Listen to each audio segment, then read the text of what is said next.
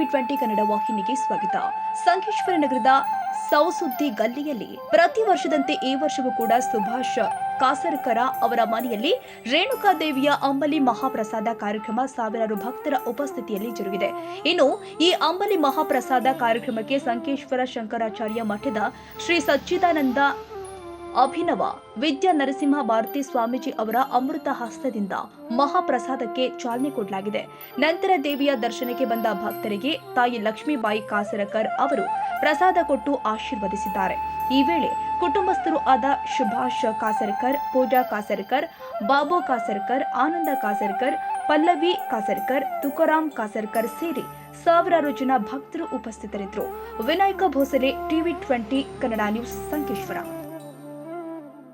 ಕನ್ನಡಿಗರ ಮೆಚ್ಚಿನ ನಿಮ್ಮ ಟಿವಿ 20 ಕನ್ನಡ ವಾಹಿನಿ ಇದೀಗ ಟಿವಿಯಲ್ಲಿ ಲಭ್ಯ.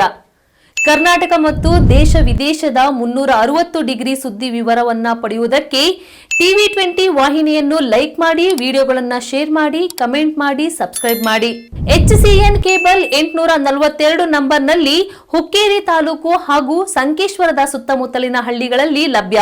PCN ಕೇಬಲ್ 129 ನಂಬರ್ನಲ್ಲಿ ಹಾರುಗೆರೆ ಸುತ್ತಮುತ್ತಲಿನ ಹಳ್ಳಿಗಳಲ್ಲಿ ಲಭ್ಯ.